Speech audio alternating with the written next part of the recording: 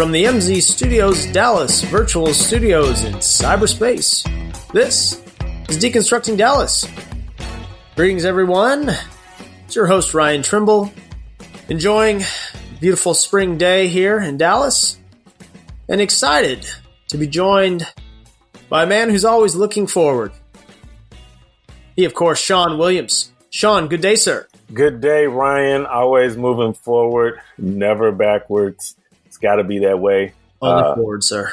Which is part of what we're talking about as we're looking to bring our new podcast series to our listeners. And, we got a lot of great feedback and support when we did our Where Do We Go From Here series last year. And so this, based on conversations that we've had internally and with other folks, we've decided to build on that this year. Yeah, I think it's good to do a pulse check of sorts on this and see, there was a big flurry of activity and everybody was ready to do something.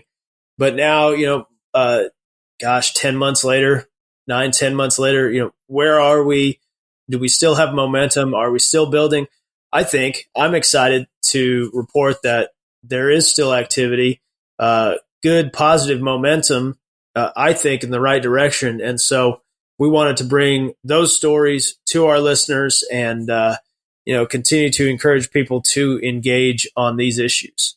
Yeah, I think we will talk to people who are doing some great things. We'll talk to people who were inspired to create change themselves after the death of George Floyd last year and started new initiatives and new gatherings. And at the same time, we've seen steps back. We've seen people and racism fight back. We've seen racists fight back. We've seen people storm the Capitol, who, while some people might say that's not racist, I think the way that it was perpetrated was racist. I think the way that they were treated as they went into the into the Capitol was racist. I think if this had been a Black Lives Matter protest that had attempted to storm the Capitol, you'd have people laid out and there wouldn't have been a delay in response. And now we're seeing violence against Asian Americans. And so, I think there are a lot of positive conversations, a lot of people who have good feelings, but at the same time, there's still things that show that we got a long, long way to go. Yeah. So, we wanted to bring this to our listeners to, encourage everybody to keep going. For me personally, Sean, after our last podcast, I've actually had a really fun journey of my own, and I don't want to share my entire story during this intro segment, but perhaps during one of our intro segments during this series. I got onto the after our last summer, they decided they were going to rename Splash Mountain because it was racist, and so I had a reaction to that with a personal experience. I mean, this sounds silly, but it really led me on a journey as to these stories of Brer Rabbit and all these great stories, and I've talked Sean's ear off about it, but and I'll probably talk our listeners' ears off about it too. But I just want to say thank you, because without that, I wouldn't have had this really, without our podcast, our first series, I wouldn't have had this experience, this really deep, engaging learning experience, and figured out for myself more deeply and more intimately, what freedom means, especially in a country that espouses, equality and freedom. I think that's great. And I think hopefully more people are doing more digging, more reading, more learning. I've gone back. I read the the biography on Benjamin Franklin a few weeks ago. I listened to the audiobook, I would say, and it was 29 hours, 29 hours long. So that would have taken me about a year to read. And, I want to go back to the founding of the country. I've read the Alexander Hamilton biography and see, because a lot of these ideas, a lot of what people refer to as the discrepancy between states' rights and North and South and where all that began from the very beginning of the country. It was baked into the founding of the country, and it persists. And it persists in how, racism plays out. It persists in the fact that the nation did not intend for African Americans or women to vote. It wasn't set up that way. And so the more we know about this history, the better. And I know you've done some Civil War study, and my next book, is a book on Ulysses S. Grant and his views of kind of forgotten general or forgotten president. So I want to do that. So I would encourage our listeners to learn more about these ideas that we're talking about on the podcast, learn more about these ideas that our guests are talking about.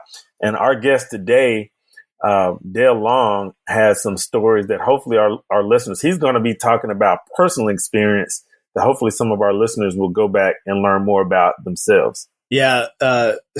You use the word history here. This guy has got a lot of it, and it's excited to share it with us. So let's jump right in after this quick break. This is Deconstructing Dallas. Ryan Trimble, Sean Williams. Stick with us.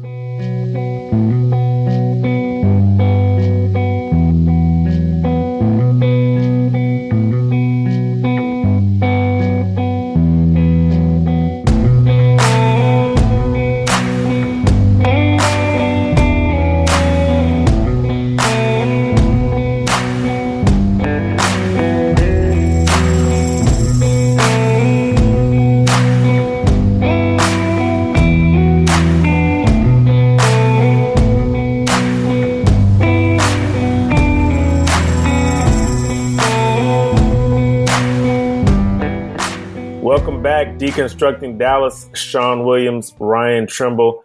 Ryan, I'm really excited today to talk to a longtime friend, a former coworker, and just all around a great guy. Today, we're going to be visiting with Dale Long. Dale is a former public servant at the city of Dallas. He's a speaker. He's a mentor with Big Brothers Big Sisters, and he is a fellow member of Alpha Phi Alpha. So, ladies and gentlemen, we're going to be speaking with Dale Long. Dale, hey, how you doing? Good morning, Sean. Thanks for having me. How are you? I'm doing good, man. Thank you so much for being here with us. Yeah, Dale, what an honor. If there is a truly a roll up your sleeves and get in the dirt and get to work kind of guy, it is Dale Long. So it is a real honor to visit with you today. For those of our listeners who aren't as familiar with you and your story, can you tell us a little bit about yourself and what you do here in Dallas and across North Texas? Absolutely. Well, I've lived in Dallas for a little over 40 years. I went to Texas Southern down in Houston and worked for NASA for a little bit, and had an opportunity to move to Dallas to work for Texas Instruments in 1980, and I've been here ever since. Prior to Texas Southern, I grew up in what was a racially turbulent Birmingham, Alabama, that was known as the Johannesburg of the South of the country. Back in the 50s and 60s, when it was obviously tough on my parents to raise two boys, my brother Kenneth and I, Birmingham was thoroughly segregated, from water fountains to bathrooms, if they exist, to schools, to jobs, to housing, you name it. Birmingham was thoroughly segregated. Even on the variety shows that came on TV, if Nat King Cole or Pearl Bailey or any of the African American entertainers in that era happened to be on one of those shows, they were blacked out in Birmingham, because those images weren't to be seen in Birmingham, because again, that was the way segregation was practiced. The worst part about it, that there had been bombings, 40 or 50 or so throughout Birmingham, with nobody arrested for it. Now, in most cases, the authorities knew who was doing it. But in instances where people moved into neighborhoods where it was felt by some they did not belong, the home was bombed. Sean, we have a fraternity brother, Arthur Shores, who's an attorney on what was known as Dynamite Hill, Center Street. And his home was bombed 2 or 3 times. But at the time, nobody was killed during those bombings. The homes were destroyed, but fortunately, there weren't any deaths. And then we all know that the Brown versus Board of Education ruling took place in 1954, 55, I think it was, which basically integrated schools, but it didn't mean anything in the state of Alabama because they relied on what they call states' rights. And the governor, George Wallace, at the time declared that there would be no integration of schools in Birmingham. But the bombings and the beatings, and you remember the firebombing of buses during the Freedom Riders, those were ways that the Klan used to intimidate people, to keep them, black people, to keep them in their place, so that they would understand the consequences that would take place if they insisted on integrating schools and neighborhoods and demanding certain jobs. Well, Dale, that's kind of where I wanted to pick up, because we could talk about Birmingham. You know, my family and I visited, and one of the things that just struck me was that Birmingham wasn't even a city during the Civil War. It came after, you know, which is an interesting piece of history to me. But another historical part of Birmingham that fits in what you're talking about was the 16th Street church bombing on September 15th, 1963. And I know on the day of the bombing, you were in the church. And so and there were deaths from that bombing. And so I wanted to just ask, what do you remember about that? And what can you tell us about that day? Well, Sean, I remember that incident as if it was yesterday. I was 11 years old. My brother was 9. We grew up in 16th Street Church. We were very familiar with the people there. It was something going on at that church 7 days a week.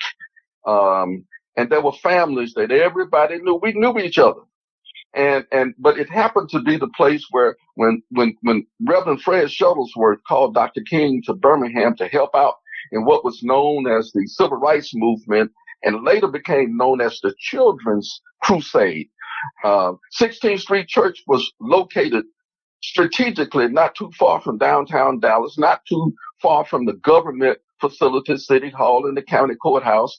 It was across the street from Kelly Ingram Park, and it was a beautiful, very large edifice, and it was able to house thousands of people who typically would show up in the evening and listen to Dr. King's oratory and the speeches, and then demonstrate the following day.